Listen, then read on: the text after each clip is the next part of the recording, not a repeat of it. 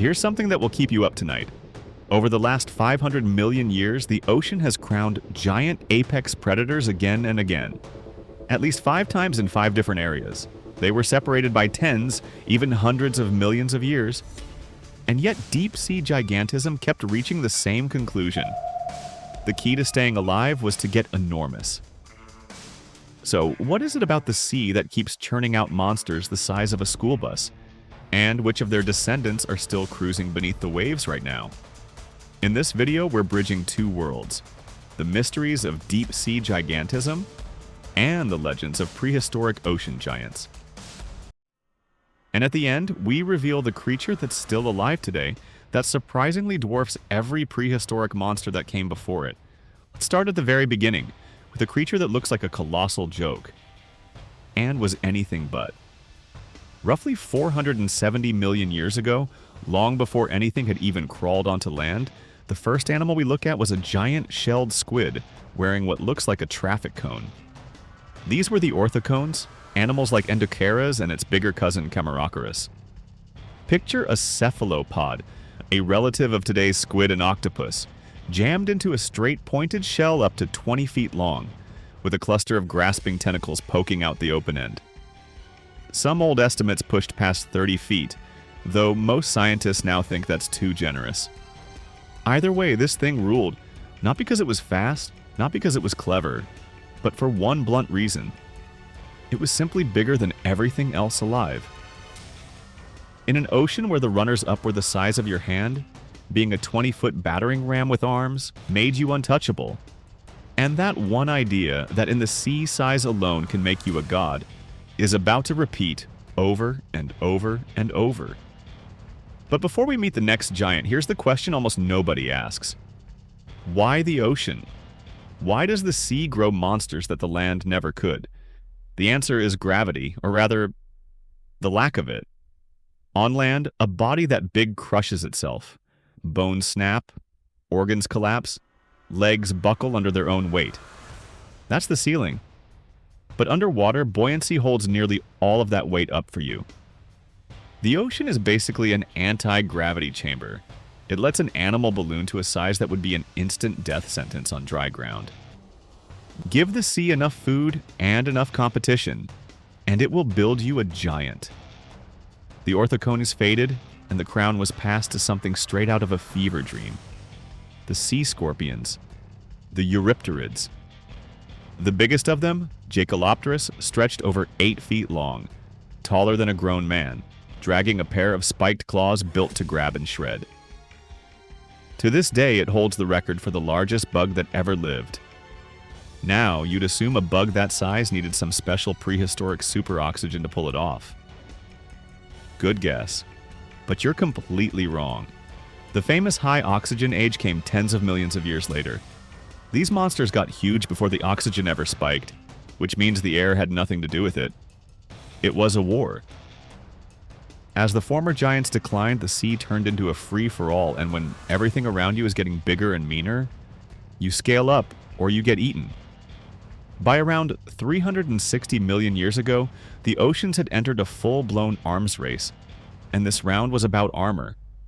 Fish were wrapping themselves in thick, bony plates. Predators answered with stronger jaws. Prey answered with even thicker plates. Round and round it went, escalating, until the sea produced its next monster, Jaekelopterus. By the classic estimates, it reached 20 to 30 feet, its head sheathed in bony armor like the front of a tank. But the real horror was the mouth. Jaekelopterus had no teeth at all. Instead, the edges of its jawbones were ground into self-sharpening blades, and they slammed shut with enough force to shear another armored fish clean in half. And here's the truly grim part. We've found Jaekelopterus fossils scarred with bite marks from other Jaekelopterus. In its entire world, the only thing dangerous enough to hurt it was its own kind. Are you seeing the pattern yet? The ocean keeps handing the crown to a brand new lineage, and each one wins the exact same way. It outgrows everything around it until the only rival left standing is its own kind. First a shelled squid, then a monstrous scorpion, then an armored killing machine. Different animals, different eras, identical playbook. Which brings us to the most famous monster age of them all. By the late Cretaceous, around 70 million years ago, the giants were reptiles, and the seas they ruled were warm, shallow, and absolutely packed with food. When the menu is wall-to-wall giant prey, predators grow to match it. Meet Mosasaurus, a 40-foot marine lizard with a 5-foot skull and jaws that crushed even other Mosasaurus. Sharing that water was Chronosaurus, a short-necked pliosaur with a head taller than you are, and teeth like railroad spikes. These were the apex monsters of their age, with one catch we tend to forget. They breathed air. For all that power, every one of them swam on a timer, forced back to the surface again and again. Or it drowned. And the arms race didn't spare the gentle ones either. You'd think a sea turtle could just keep its head down and mind its own business. But in an ocean stacked wall-to-wall with monsters, even the turtle had to become one. Archelon was the largest sea turtle that ever lived, over 13 feet long, with a shell wider than a car and flippers built to row across entire oceans.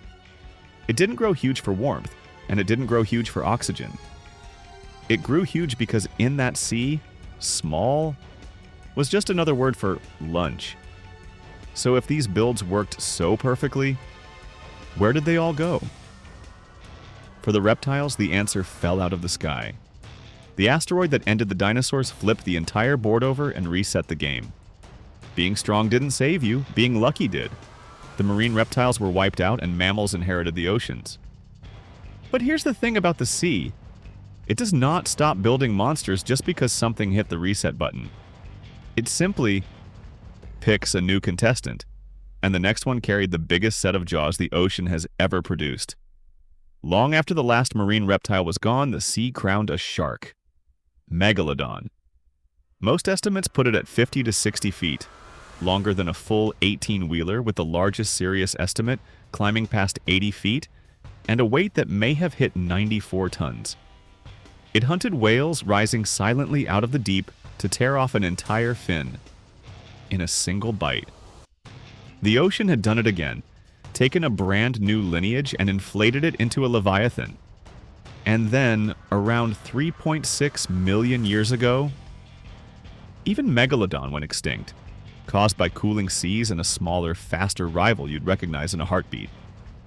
The great white shark. So where are the ocean's giants today? They're still here. They're just playing a different game. The crown no longer goes to a cold-blooded tank. Modern seas belong to orcas, sperm whales, and sharks. The old reptilian super predator blueprint is gone, and evolution hasn't rebuilt it in tens of millions of years. But the giants never truly left. The leatherback turtle, a living echo of Archelon, still tops 2,000 pounds. The giant squid still stretches past 40 feet down in the dark. And the sperm whale became the largest predator on Earth for one reason above all others: to dive into the black and hunt those squid. The circle of life for giants still goes on somewhere beneath our boats, out there in the ocean.